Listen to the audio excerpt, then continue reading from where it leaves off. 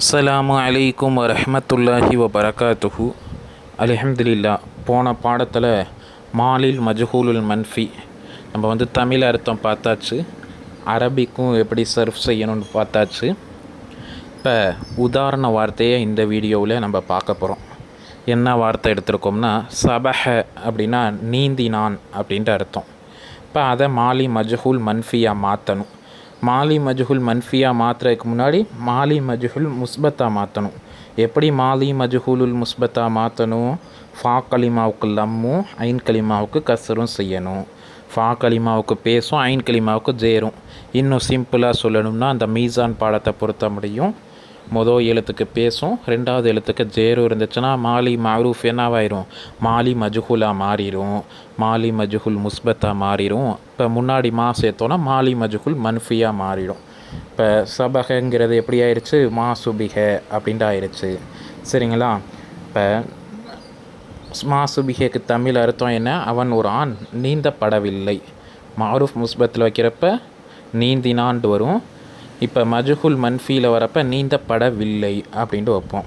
மா சுபிஹ அவன் ஒரு ஆண் நீந்தப்படவில்லை. மா சுபிஹா அவர்கள் இரு ஆண்கள் நீந்தப்படவில்லை. மா சுபிஹு அவர்கள் பல ஆண்கள் நீந்தப்படவில்லை. மா சுபிஹத் அவள் ஒரு பெண் நீந்தப்படவில்லை. மா சுபிஹத்தா அவர்கள் இரு பெண்கள் நீந்தப்படவில்லை.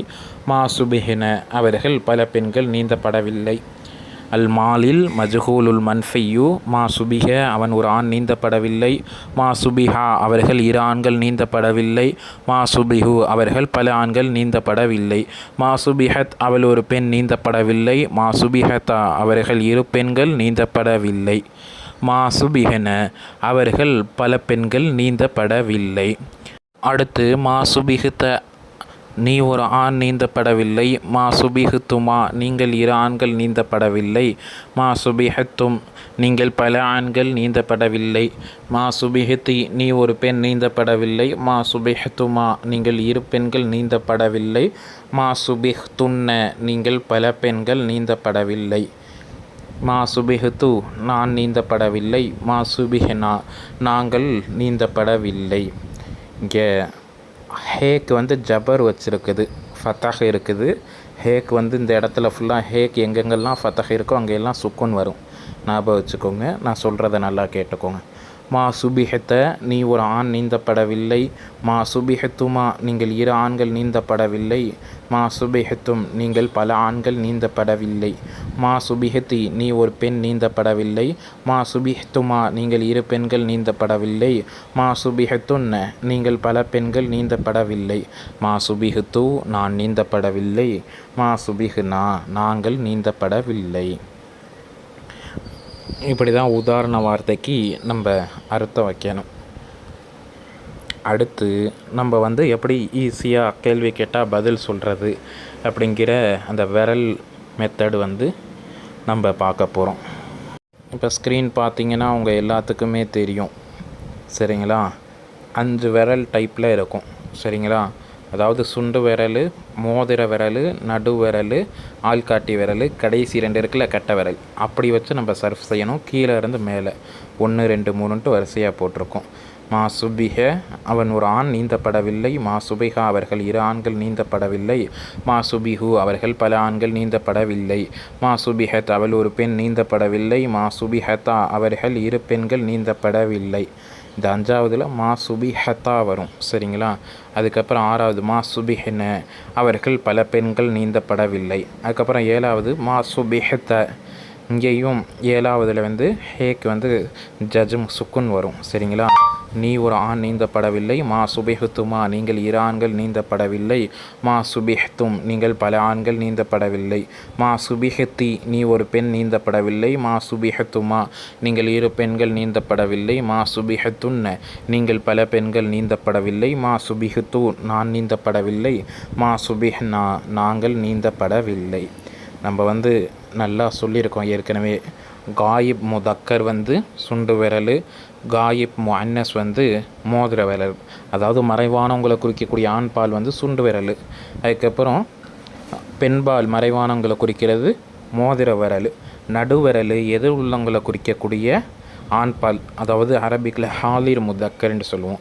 அதுக்கப்புறம் எதிர் உள்ளவங்களை குறிக்கக்கூடிய பெண்பால் விரல் வந்து ஆள்காட்டி விரல், ஹாலிர் முஅன்னஸ்ன்னு சொல்லுவோம்.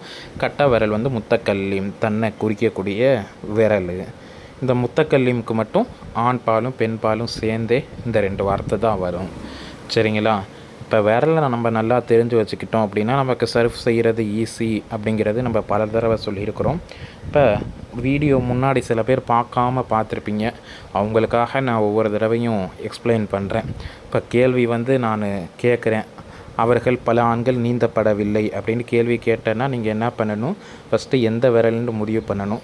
காயிப் அவர்கள்னா பெண்பாலை குறிக்கிறது அப்படின்னா மோதிர விரல் அப்படின்ட்டு நம்ம முடிவு பண்ணிவிட்டு இப்போ சர்வ் செய்ய ஆரம்பிக்கணும். சுண்டு விரல்லேருந்து மாசுபிக, மாசுபிகா, மாசுபிகு, மாசுபிஹத். இப்போ இந்த விரல் தான் தெரியும். இந்த விரல் ஆரம்பிக்கிறப்ப மட்டும் அவள் ஒரு பெண் நீந்தப்படவில்லை. மாசுபிஹத்தா அவர்கள் 2 பெண்கள் நீந்தப்படவில்லை. மாசுபிஹ்ன அவர்கள் பல பெண்கள் நீந்தப்படவில்லை அப்படின்ட்டு ஆன்சர் பண்ணணும். நான் சொல்கிற மாதிரி நீங்கள் நல்லா படிச்சிட்டிங்கன்னா உங்களுக்கு இவ்வளோனா டைம் எடுக்காது, விரலே உங்களுக்கு தேவைப்படாது, டக்குன்னு நீங்கள் சொல்லிடுவீங்க. ஆரம்பத்துலேருந்து வீடியோ பார்க்குறவங்களுக்கு தெரியும். சரிங்களா? அதனால் வந்து இது வந்து கொஞ்சம் கஷ்டமாக இருக்குது. வீடியோ புதுசாக பார்க்குறவங்களுக்காக மட்டும்தான் இந்த விரல் மெத்தடு. ஸ்டார்டிங் ஸ்டேஜில் உள்ளவங்களுக்கு இந்த விரல் மெத்தடு தேவைப்படும். மற்றவங்க எல்லாத்துக்கும் இப்போ வீடியோ தொடர்ந்து பார்க்குறவங்களுக்கு எல்லாத்துக்கும் வந்து ஓரளவுக்கு நீங்களே கணிச்சிருவீங்க. அப்படி கணிக்க முடியாட்டியும் விரலை வச்சு சீக்கிரமாக சொல்லிடுவீங்க. இப்போ புதுசாக வீடியோ பார்க்குறவங்களுக்கு வேண்டாம், இது கஷ்டமாக இருக்கும். இப்போ வீடியோவுடைய முடிவுக்கு வந்தாச்சு. இந்த வீடியோவில் வந்து கேள்வி என்னென்னா, அவன் ஒரு ஆண் நீந்தினான், நான் நீந்தவில்லை, நீங்கள் 2 பெண்கள் நீந்தப்பட்டீர்கள், நீங்கள் பல ஆண்கள் நீந்தப்படவில்லை.